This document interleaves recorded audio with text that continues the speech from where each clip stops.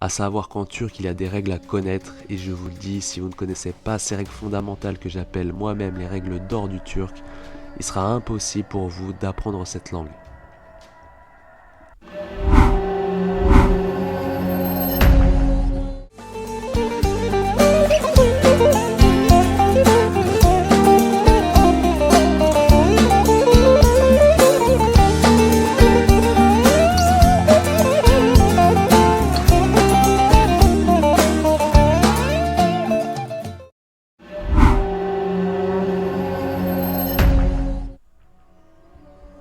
Bonjour à tous, j'espère que vous allez bien, ça me fait plaisir d'être avec vous aujourd'hui pour la toute première vidéo du turc en 10 minutes par jour. Alors qu'est-ce qu'on va apprendre ensemble? Au début on va apprendre tout simplement les bases de la langue turque. À savoir qu'en turc il y a des règles à connaître, et je vous le dis, si vous ne connaissez pas ces règles fondamentales que j'appelle moi-même les règles d'or du turc, il sera impossible pour vous d'apprendre cette langue. Allez, c'est parti. Alors on va pas faire un long cours d'histoire, mais je pense que c'est important d'apporter quelques précisions sur l'alphabet avant de commencer, et notamment avec une date très importante qui est 1928, car avant cela, le turc s'écrivait en alphabet arabe. Alors petite précision, parce qu'il y a pas mal de gens qui confondent, c'est pas pour autant qu'on peut dire que les Turcs sont des Arabes, et que la langue turque, c'est la langue arabe, c'est deux choses complètement différentes. Mais c'est vrai, par contre, que il y a pas mal de mots turcs qui sont issus de mots arabes. Alors en 1928, l'alphabet arabe est remplacé par l'alphabet latin, par Mustafa Kemal Atatürk, le fondateur de la République turque. C'est cet homme que vous voyez sur la droite de l'image. Pour comparaison, l'alphabet turc comprend 29 lettres dont 8 voyelles. Le français, lui, compte 26 lettres dont 6 voyelles. C'est-à-dire qu'il y a plus de voyelles en turc car on a ajouté aux voyelles déjà existantes un signe comme un tréma, donc les 2 points, et aux consonnes des signes tels qu'une cédille ou un accent circonflexe à l'envers.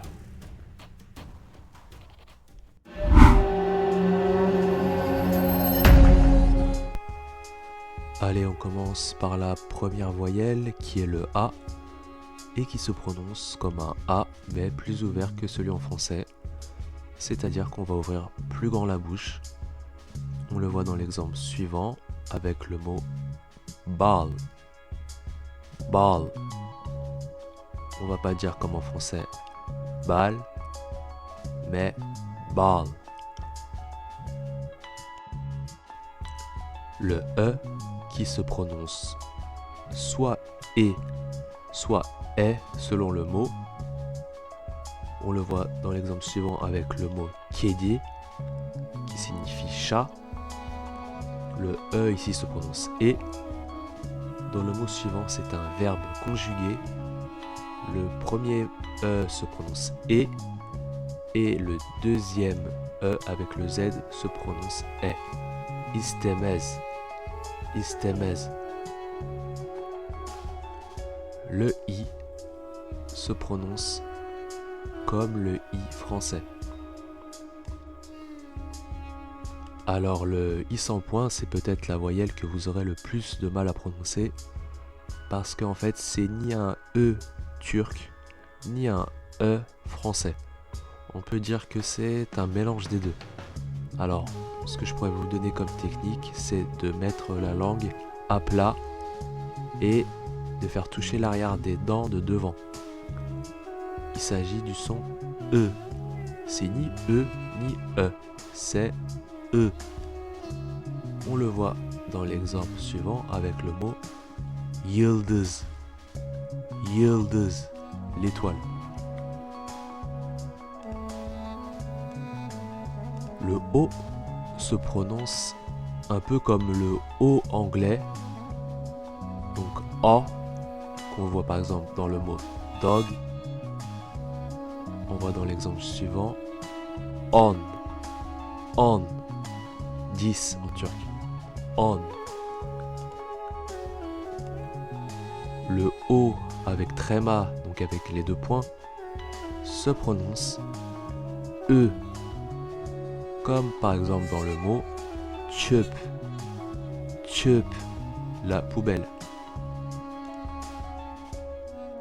Le U se prononce OU, comme dans le mot couche, couche, l'oiseau. Le U tréma se prononce U, comme dans le mot üzgün, üzgün, triste.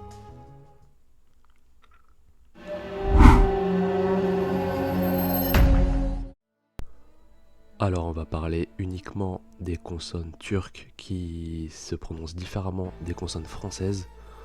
Sinon ce serait beaucoup trop long et sans intérêt. On commence par la consonne C qui se prononce dj, comme dans l'exemple suivant avec le mot acil, acil, urgent. Le C cédille se prononce ch,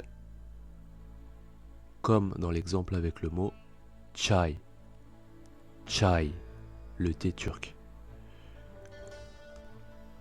Le G qui se prononce g, comme dans l'exemple suivant avec l'impératif du verbe venir en turc, c'est gelmek, donc ce sera gel, viens, gel. Maintenant on va passer à la consonne qui, je pense, vous paraîtra la plus étrange, c'est ce G avec l'accent circonflexe mais à l'envers, qui s'appelle aussi G mouillé car il se prononce comme un léger Y quand il suit la voyelle E, prononcée E en turc. On le voit dans l'exemple suivant, çok eğlendim, çok eğlendim.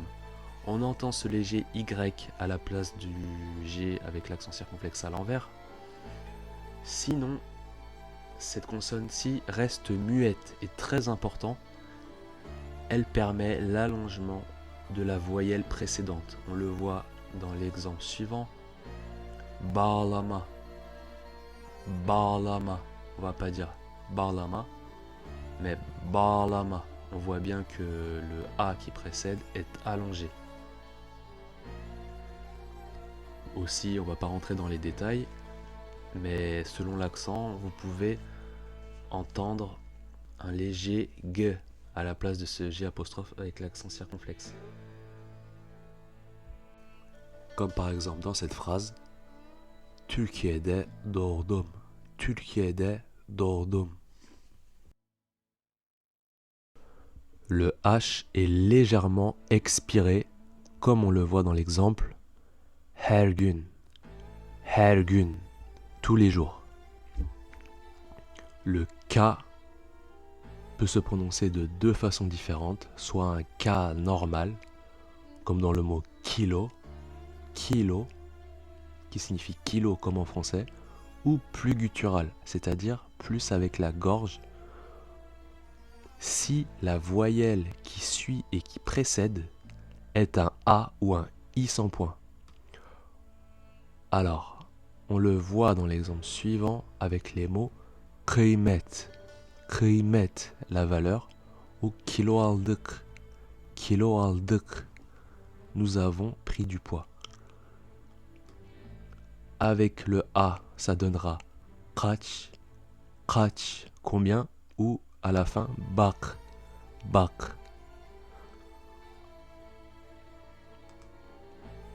Le R est légèrement roulé, et ce encore plus à la fin d'un mot, comme on le voit dans l'exemple avec l'impératif du verbe getirmek, qui signifie apporter.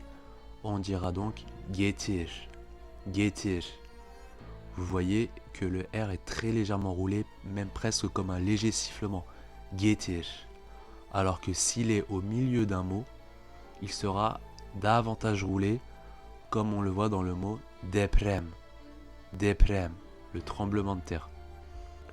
Le S avec cédille se prononce ch, comme dans le mot şemsiye, qui signifie le parapluie. Le Y, qui n'est pas une voyelle comme en français mais une consonne, ressemble au Y anglais, c'est-à-dire qu'il se prononce y, comme dans yes. Et bien là ça va être la même chose. On le voit dans l'exemple suivant, yeşil, yeşil, vert. Il est important de noter aussi que les trois consonnes Q, W et X n'existent pas en turc. Il y a encore une dernière chose à dire sur la prononciation des mots, c'est les lettres K et G placées devant une voyelle de mots d'origine arabe ou persane qui se prononce comme un I très léger. On le voit dans les trois mots suivants. Le premier, rüzgar, rüzgar, qui signifie le vent. On entend un très léger I entre le G et le A. Dans le mot hikaye, hikaye, qui signifie histoire, on entend un très léger I entre le K et le A. Et le dernier mot, kağıt, kağıt, qui signifie papier, on entend un très léger I aussi entre le K et le A. Attention aussi à la prononciation de certaines consonnes, comme le K, le G avec l'accent circonflexe à l'envers et même le R, parce que ça va dépendre aussi de l'accent de la personne. Ça va dépendre par exemple de la ville où il habite, de la région, si la personne habite plus en ville ou à la campagne, du niveau de langue plus soutenu ou plus familier. Allez, maintenant c'est à vous de jouer, on va voir si vous savez prononcer ces 4 mots. On commence par le premier mot.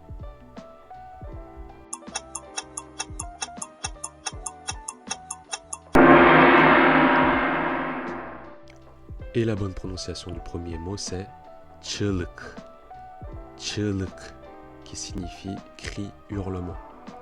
On a dit que le CC10 se prononce ch, le I sans point E, et le G avec l'accent circonflexe à l'envers est muet, mais il permet l'allongement de la voyelle qui précède donc le I sans point.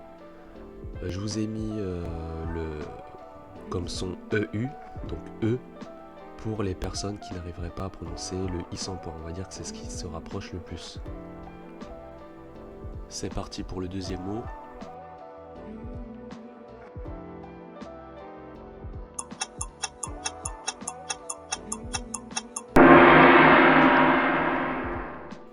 Et la bonne prononciation c'est aşık, aşık. Le S avec C10 se prononce ch et le I sans point on a dit E. Alors là il s'agit d'une phrase.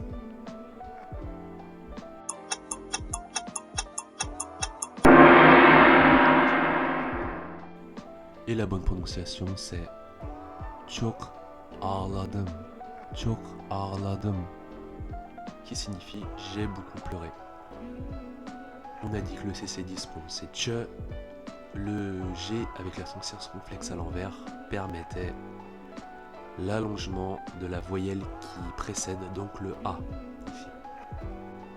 Et c'est parti pour le dernier mot.